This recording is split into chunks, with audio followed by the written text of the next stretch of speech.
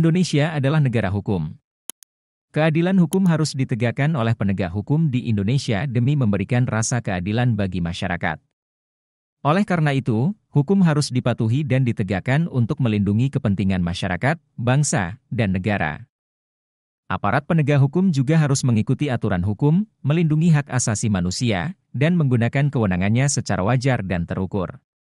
Jika terdapat perbedaan pendapat tentang proses penegakan hukum, saya minta agar gunakan mekanisme hukum, kata Presiden RI dalam laman Kementerian Kominfo, Rabu, 13/12/2000. Ia mengatakan mekanisme hukum telah mengatur sejumlah prosedur hingga proses peradilan dengan keputusannya yang harus dihargai. Apabila memerlukan keterlibatan lembaga independen, maka Indonesia juga memiliki Komisi Nasional Hak Asasi Manusia di mana masyarakat dapat menyampaikan pengaduannya. Kita harus menjaga tegaknya keadilan dan kepastian hukum di negara kita, menjaga fondasi bagi kemajuan Indonesia, tandasnya 3 tahun silam. PLT Ketua Umum LQ Indonesia Law Firm, Advokat Pestauli Saragih, Eskom, SH, MH menelisik beberapa proses hukum yang kurang memenuhi rasa keadilan bahkan akhirnya menemui jalan buntu. Contoh kasus yang membuat masyarakat miris dan pesimis dalam penegakan hukum antara lain kasus Indosuria, pengemplang uang nasabah berinisial HS ini justru pernah divonis bebas, kasus Hakim Agung M.A. Ghazal Basaleh, yang juga divonis bebas karena dianggap tidak cukup bukti dalam kasus suap pengurusan perkara yang merugikan negara terkait perkara suap koperasi simpan pinjam, KSP, inti dana, katanya, Senin, 6/8/2023. Majelis Hakim Pengadilan Tindak Pidana Korupsi, Tipikor, pada PN Bandung yang juga Ketua PN Bandung Yose Rizal menilai Ghazal Basaleh tak terbukti bersalah dalam kasus dugaan suap di Mahkamah Agung, MA, sehingga divonis bebas pada Selasa, 1/8/2023. Namun putusan bebas Hakim Agung GS belum berkekuatan hukum tetap. Kepala Pemberitaan KPK mengatakan KPK mengajukan kasasi atas putusan PN Bandung tersebut. Kami sangat yakin dengan alat bukti yang KPK miliki sehingga kami akan lakukan upaya hukum kasasi ke Mahkamah Agung, kata Ali. Selain itu, dia memastikan KPK tidak menghentikan penyidikan atas kasus dugaan gratifikasi dan tindak pidana pencucian uang, TPPU, yang dilakukan Ghazal Basaleh, GS.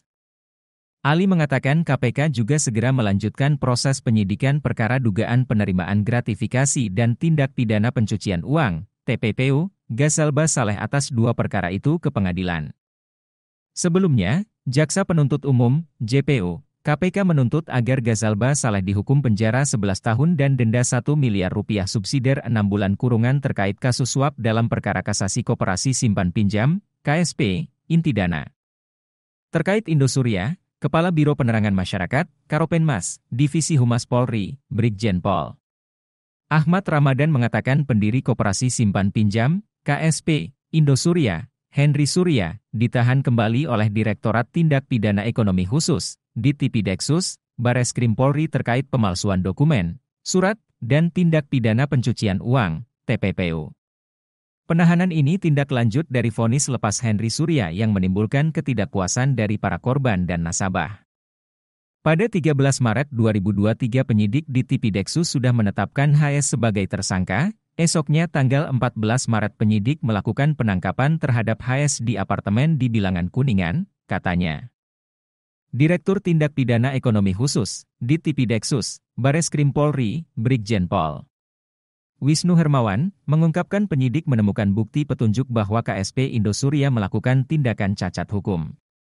Oleh karena itu, Henry Surya dikenakan pasal 263 KUHP tentang pemalsuan surat dan pasal 266 tentang pemalsuan surat dalam fakta otentik, serta UTPPU.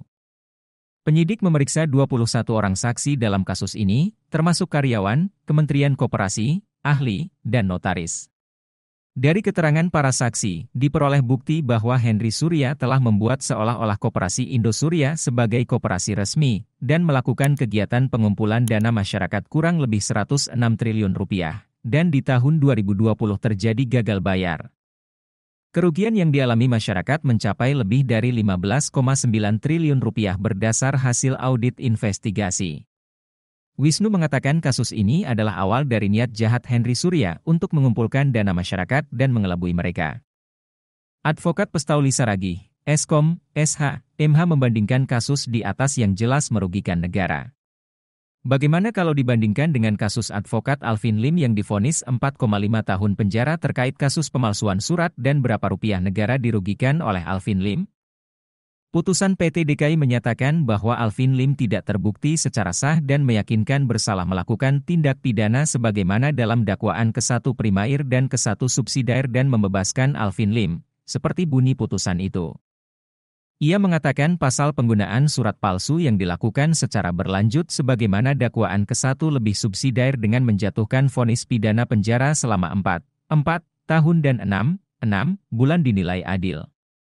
Ini kami nilai tidak adil karena terdakwa utama pelanggar pasal 263 ayat 1, Yungto pasal 55 ayat 1, ke-1 Yungto pasal 64 ayat 1, KUHP hanya divonis 2,5 tahun, sementara advokatnya divonis lebih lama, tegasnya.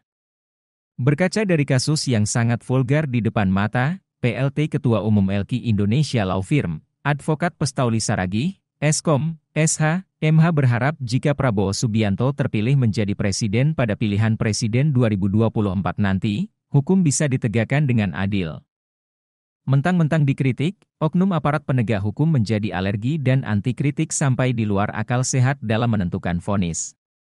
APH harus bisa mengarahkan terciptanya keadilan bagi warga negara, bukan mengkriminalisasi para pengkritik yang ingin membangun bangsa ini, ungkapnya.